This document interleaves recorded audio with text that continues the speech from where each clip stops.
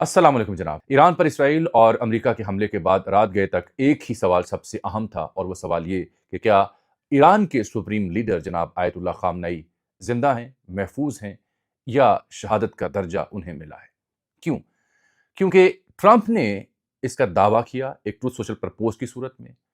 क्यों? क्योंकि इसराइली वज़ीर आज़म ने अपने मुख्तसर खिताब में इसका दावा किया। अमेरिका बैठे कुछ सिफारतकारों ने, अल जज़ीरा ने, फॉक्स न्यूज़ ने, CNN ने, हत्ता कि रॉयटर्स ने मुतज़ाद दावे किए। ईरानी मीडिया इस बारे में क्या कहता रहा, ईरानी हुकाम ने क्या कहा, और फिर रात गए जब ट्रंप ने यह दावा किया तो एक बड़ा अहम ट्वीट सामने आया जिसमें बहुत ही तवाना और ताकतवर पैगाम था। क्या आयतुल्लाह वाकई जिंदा हैं, सलामत हैं, बचे कैसे? ट्रंप ने यह दावा क्यों किया? सबसे अहम सवाल ये है।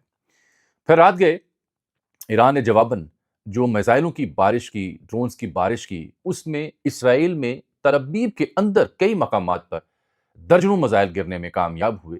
वहां जो नुकसान पहुंचा है वो देखने से ताल्लुक रखता है। बहरीन और बिलखसूस UAE में मुख्तलिफ जगहों पर ईरान मुसलसल बमबारी क्यों कर रहा है, उसकी स्ट्रेटेजिक रीजन क्या है? और तीसरी सबसे अहम बात कि जो आबनाए हुर्मुज़ है, जहां से तेल की सप्लाई होती है, वहां ईरान ने एक बड़ी बारीक कार्रवाई की है। सलामती कौंसिल का इजलास भी रात गए हुआ, नशस्तन, गुफ्तन, बर्खास्तन, nothing for good for nothing जिसे हम कहते हैं। लेकिन अब जो अमेरिका और इसराइल के साथ बरतानिया भी आन मिला है, तो ये चाहते क्या हैं, करना क्या चाह रहे हैं ईरान के साथ, नतीजा क्या बरामद होगा, और ईरान कब तक सस्टेन कर सकता है? ये हैं कुछ वो सवालात और मौज़ूआत जिन पे सबसे पहले आपसे मैंने बात करनी है। सबसे पहले आ जाएं ज़रा जनाब आयतुल्लाह की जो ज़िंदगी के हवाले से, उनकी सेहत सलामती के हवाले से खबरें आई, उनका खुलासा मैं पेश करता हूँ। होता यूँ है कि अल जज़ीरा कहता है जी कि रॉयटर्स ने और दीगर इदारों ने कहा कि जो उनकी हत्या के जो जिस्म है, बॉडी है, वो भी मिल गई है, और इसराइली ऑफिशियल ने, सीनियर इसराइली ऑफिशियल ने इसकी तस्दीक की है। बराक डेविड जो है, एक्सियोस के साथ काम करता है, उसने कहा, जो इसराइल का एम्बेसडर है अमेरिका में, जिसका नाम है यशियल लाइटर, उसने अमरीकी हुकाम को बताया है कि ईरान के जो सुप्रीम लीडर हैं वो चल बसे हैं। उसके बाद मैं देखता हूँ कि इसराइली वज़ीर-ए-आज़म का खिताब आता है, उसमें वो ज़िक्र करते हैं कि हमारे पास बड़ी मुसद्दक़ा इत्तलात हैं, हमने एविडेंस देखे हैं। देन कम्स डोनाल्ड ट्रंप, एक लंबा चौड़ा ट्रूथ सोशल पर उन्होंने ट्वीट किया, जो पोस्ट करते हैं उसमें उन्होंने बताया कि हमने उनको बुराई से ताबीर किया कि उनको ख़त्म कर दिया गया है, और ईरानी अवाम के पास मौका है कि बाहर निकलें और निज़ाम अपने हाथ में लें। पासदारान इनकलाब से लेके उनकी दीगर जितनी फोर्सेज हैं, वो अभी फ़ौरन अवाम के साथ मिल के इसका खात्मा करें, सिस्टम का, हुकूमत बनाएं बाद में, वरना आपको ये सिस्टम अगर बच गया तो आपको फाइल आ देगा। लेकिन उसी पोस्ट में डोनाल्ड ट्रंप ने एक ऐसी बात की जिसकी वजह से उसके दावे के ऊपर सवाल उठते हैं। उस पोस्ट में डोनाल्ड ट्रंप ने कहा कि हम इस सब के बावजूद पिन पॉइंट करके मुसलसल बमबारी जारी रखेंगे, हो सकता है हफ्ता बमबारी जारी रखें। यहां से फिर गड़बड़ शुरू होती है। ईरानियन जो दो अहम न्यूज़ एजेंसी हैं, एक का नाम है तस्नीम और एक का नाम है महर, इन दोनों ने कहा कि सुप्रीम लीडर और ईरानी सदर जो हैं वो कायम, दायम और महफूज हैं, जिंदा सलामत हैं। मैंने कुछ ईरानियन सहाफ़ियों से बात करने की कोशिश की। उन्होंने कहा कि चूँकि कई हफ्तों से ये ख़दशा था कि अमेरिका और इसराइल बमबारी कर सकते हैं, हमले कर सकते हैं। जून में जो जंग हुई थी, इंटेलिजेंस की बुनियाद पे उन्होंने कमांडर्स को चुनकर उनकी जो जगहें थी वहाँ रिहाइशगाहों में हिट किया था, तो हमें उसका अंदाज़ा था यहाँ बैठने वाली फ़ोर्सेज़ को। तो सुप्रीम लीडर और अहम ज़िम्मेदारान को महफूज़ मकामात पे मुंतकिल कर दिया गया। गो के अमेरिकी मीडिया ने कुछ सैटेलाइट इमेजेस नशर किए जहाँ पे आयतुल्लाह साहब का जो कंपाउंड है, वो तबाह हुआ दिखाई दे रहा है। बिल्कुल वहाँ बमबारी ज़रूर हुई। उनके दामाद और उनकी जो बहू हैं, वो भी शहीद इसमें हुई हैं। कई और लोग भी उनकी तफ़सील में बताता हूँ। मिसाल के तौर पर जो इसराइली फ़ौजी तर्जुमान ने दावा किया है, अली शाम खानी, जो एडवाइज़र थे ईरानी सुप्रीम कमांडर के, वो शहीद हुए हैं। मोहम्मद पाकपुर, जो पासदारान इनकलाब के कमांडर हैं, उनका दावा किया जा रहा है। ईरानी वज़ीर दिफ़ा का, नासिर ज़ादा साहब का दावा किया जा रहा है। लेकिन ईरानियन चंद एक के अलावा बाकी की तस्दीक नहीं कर रहे। तो मैं ज़िक्र कर रहा हूँ कि जो 2 न्यूज़ एजेंसीज़ हैं, उन्होंने कहा नहीं, वो ज़िंदा सलामत हैं और उनको महफूज़ मुकाम पे मुंतकिल कर दिया गया था। फिर 86 या 89 बरस उनकी उम्र है, 1989 से वो सुप्रीम लीडर हैं, 4 तिहाइयाँ हो गई हैं, अल्टीमेट अथॉरिटी उनके पास है। और ईरानियन मीडिया ने और ईरानियन हुकाम ने एक जुमला बड़ा दिलचस्प कहा कि असल में ऐसे दावे करके अमेरिका और इसराइल जो मेंटल वॉरफेयर है, नफ्सियाती वॉरफेयर है, उससे खेल रहे हैं ताकि ईरानियन अवाम का मोरल डाउन हो और वो परेशानी में मुब्तला हों। ऐसा नहीं है। ये खबर आती रही कि वो जल्द अपना वीडियो पैगाम भी जारी करेंगे, ऐन मुमकिन है वो जारी हो चुका हो, लेकिन अभी तक एक जो सबसे अहम खबर थी जिसने बाजी पलटी, जिसके बाद सूरत हाल किसी और जानिब चलेगी, इंटरनेशनल न्यूज़ मीडिया आउटलेट्स की कवरेज जो थी جو یک طرفہ طور پر کہہ رہی تھی کہ وہ شہید ہو چکے ہیں، اس میں کچھ بدلاؤ آیا۔ ہوتا یوں ہے کہ جناب آیت اللہ کے نام سے ایک فارسی اکاؤنٹ ہے، اس اکاؤنٹ پہ ٹرمپ کے دعوے کے فوراً بعد ایک بہت خوبصورت امیج بنا ہے، اس کے اوپر ایک فارسی زبان میں ایک بڑا مشہور شعر ہے، وہ لکھا ہوا ہے، اور وہ شعر کیا تھا کہ بگو فرعون را موسیٰ بسوی نیل می آید، علی با ذوالفقار خود با اسرائیل می آید۔ فارسی زبان پڑھنے میں تلفظ کی غلطی ہو تو معذرت۔ مفہوم یہ ہے کہ فرعون سے کہہ دو موسیٰ نیل کی جانب آ رہے ہیں، علی اپنی ذوالفقار کے ساتھ اسرائیل کی جانب آ رہے ہیں۔ یہ سب سے اہم پیغام تھا جو ان کی فارسی میں جو ٹویٹر ہینڈل ہے وہاں پہ نشر ہوا۔ میرے ٹویٹر ٹائم لائن پہ اگر آپ جائیں ایکس پہ تو وہاں یہ چسپاں ہوا ہے، آپ وہاں جا کے دیکھ سکتے ہیں۔ یہاں سے کہانی بدلتی ہے، اس مراد سمجھ آتی ہے کہ وہ زندہ سلامت ہیں۔ ایرانین میڈیا قائم ہے کہ وہ زندہ سلامت ہیں اور ان کو محفوظ مقام پہ منتقل کیا گیا ہے۔ اچھا، اب اس میں 2-3 سوال ہیں۔ اسامہ بن لادن کا معاملہ ہوا تھا تو امریکی صدر نے دعویٰ کیا تھا تو کسی وجہ سے کیا تھا، یہاں بھی دعوے کیے جا رہے ہیں۔ اگر تو ان کے پاس شواہد تھے تو تصویر یا ویڈیو منظر عام پر کیوں نہیں لے کے آئے؟ ایک دوسری بات ایرانین کے اوپر بھی آتی ہے کہ اگر جناب آیت اللہ زندہ ہیں تو ان کا کوئی آڈیو ویڈیو میسج بھی جاری کر دیں۔ دو تیسری بات ہے وہ جو نفسیاتی وارفیئر ہے، اس کی حقیقت مجھے دکھائی دے رہی ہے کہ کیونکہ یہ صرف جنگ نہیں ہوتی، پروپیگنڈا، انفارمیشن وارفیئر اور نفسیات کے ساتھ کھیلنے کا کام بھی پیرالل جاری ہوتا ہے۔ یہ 4 اس کے پہلو نکلتے ہیں۔ مجھے امید ہے کہ جب تک آپ وی لاگ دیکھ رہے ہوں گے اس صورتحال میں دس وے اور دیٹ وے مصدقہ چیزیں آ چکی ہوں گی۔ نوئنگ ٹرمپ یا نیتن یاہو کو، ان کے پاس اگر کوئی مصدقہ ایسا کام ہوتا تصویر کے ساتھ وہ جاری کر دیتے فوراً کہ لیں جی ہم نے کام کر دیا، کیونکہ ان کو اندرون خانہ بڑی تنقید کا سامنا ہے۔ زہران ممدانی نے جو کچھ ان کے بارے میں کہا، نیو یارک ٹائمز نے جو کچھ لکھا ہے، سلامتی کونسل میں روس نے، چین نے جو گفتگو کی ہے، اور کانگریس کے حوالے سے کہا جا رہا ہے انہوں نے اعتماد میں لیا، اسے اجازت نہیں لی، تو ٹرمپ ظاہری بات اگر ایسا ہوا تو ضرور بتاتا کہ دیکھیں میں نے یہ کارنامہ کیا ہے۔ اور دوسرا ثبوت یہ ہے کہ اس کی جو ٹویٹر میں اس کی ٹویٹ کے نیچے جو آخری جملہ ہے کہ پن پوائنٹ کر کے ہفتہ بھر بمباری جاری رکھنی پڑی تو کریں گے۔ اطلاع یہ ہے کہ آج یہ B-2 بمباری بھی ایران پر کرنے جا رہے ہیں۔ یہ ہے پہلے حصے کا خلاصہ۔ اب ذرا میں دوسرے معاملات پہ آپ کی خدمت میں حاضر ہونے لگا ہوں کہ ایران نے پھر کیا کیا ہے۔ ایران نے یہ کیا ہے، جو ایرانین پاسداران انقلاب ہیں، یہ بحرین میں چونکہ نیول اڈا ہے امریکہ کا تو وہاں مسلسل یہ ہٹ کر رہا ہے ایران۔ یو اے ای کو بالخصوص انہوں نے ٹارگٹ کیا ہوا ہے۔ یو اے کے بارے میں آپ کو علم ہونا چاہیے کہ اسرائیل کو تسلیم کیا ہوا ہے، بھارت کے ساتھ بڑے گہرے تعلقات ہیں، اس کے ساتھ اسٹریٹجک معاہدہ بھی کیا ہوا ہے، اور یو اے کے حکام نے اگلے روز افطار بھی اکٹھے کیا ہے اسرائیل میں قائم ایمبیسی میں اسرائیلی حکام کے ساتھ۔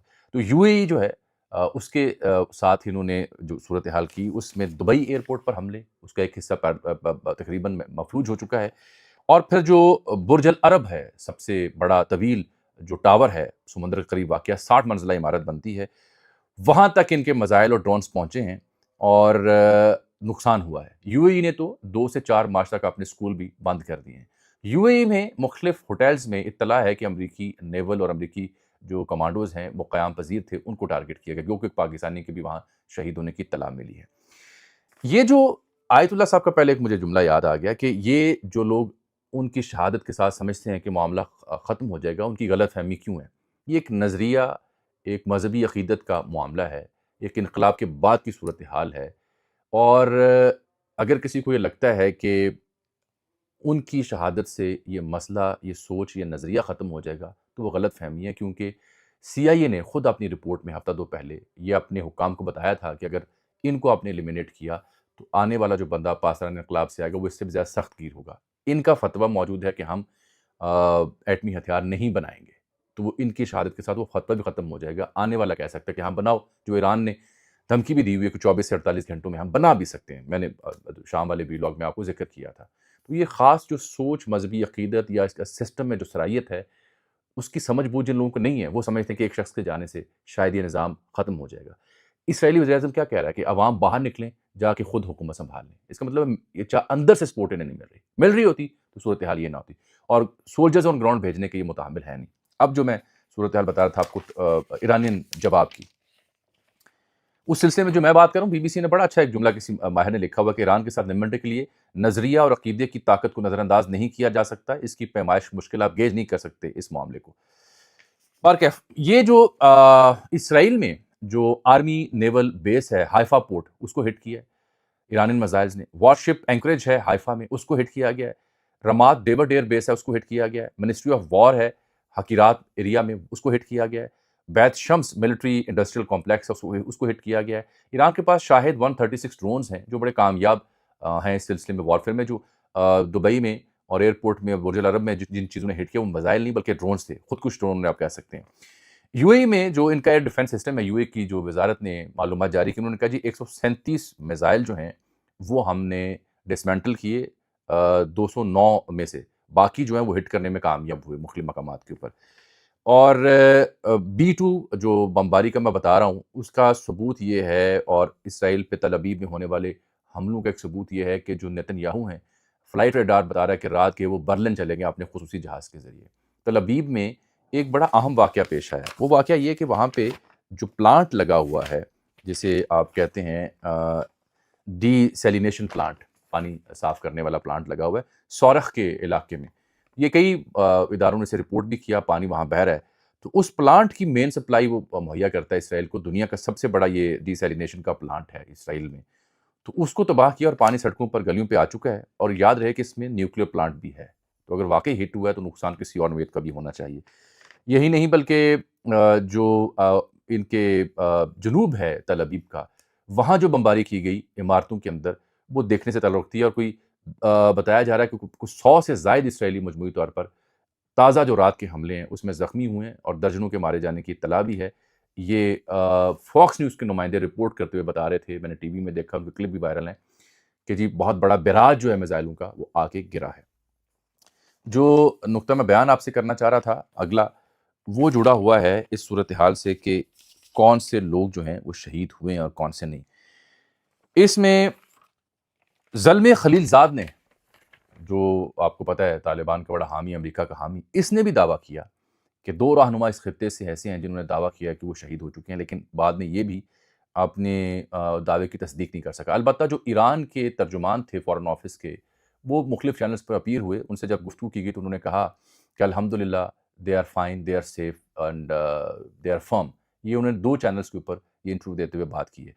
जो यूनान में एक नेवल बेस है क्रिटे के नाम से, वहाँ पे सिक्योरिटी टाइट की गई क्योंकि वहाँ से इनके बहरी बेड़े और तैयारे उड़े हैं। एक ख़ास बात जो मैंने आबना हुर्मज़ की आपके सामने करनी है, वो ईरान ने एक बड़ा इम्पोर्टेंट और अहम काम कर लिया है।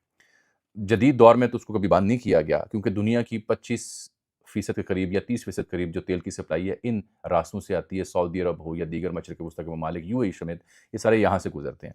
आबने हुर्मज़ जो है, ये आप समझें पर्शियन गल्फ़ जो है, ख़लीज फ़ारिस जिसे हम कहते हैं, या ख़लीज ओमान 2, इनके पानियों को जोड़ने वाली बारीक-सी पट्टी, अगर आप मैप पे देखें, कोई 18 किलोमीटर का रास्ता बनता है, मजमूई तौर पर 33 किलोमीटर बनती है। एक किनारे पर आप ईरान को देख सकते हैं मैप में, और दूसरे किनारे पर आप यूएई को देख सकते हैं, और साथ ओमान भी नज़र आता है आपको। यहीं से सऊदी अरब, कुवैत, इराक और यूएई का तेल, दीगर ममालिक का तेल गुज़र के जाता है। और ये अगर बंद किए ईरान ने, क्योंकि वहाँ से गुज़रने वाले वेसल्स को इन्होंने इंटीमेट किया कि आप यहाँ से नहीं गुज़र सकते, तो इससे मुराद ये है कि इस खित्ते में बिलख़ुसूस और दुनिया भर में तेल की कीमतों में होशरुबा इज़ाफ़ा हो जाएगा।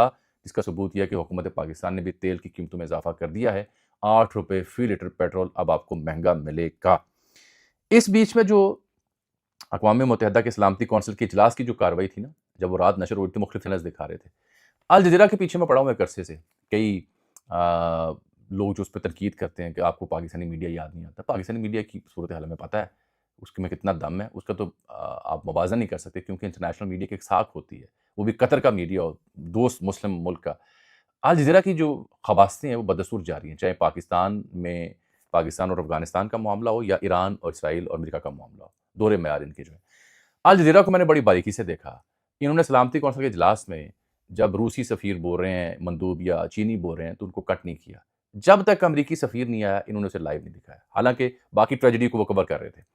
अच्छा, फिर मैंने देखा कि कुछ लोग वो यूएई में जो मुख्तलिफ होटल्स तक जा पहुँचे। यूएई में कोई सैकड़ों मिसाइल वैसे ईरान ने भेजे हैं, टुका के इन्होंने वहाँ पे मिसाइल्स भेजे हैं। तो उसके ऊपर कुछ लोग ये कह रहे थे जी कि आम मुसाफ़िर, आम जो शहरी हैं, मज़दूर हैं या टूरिस्ट हैं, उनको हिट किया जा रहा है। लोगों को बड़ा अफ़सोस हो रहा था। बिल्कुल काबिल अफ़सोस बात है, आम शहरी का नुकसान नहीं होना चाहिए।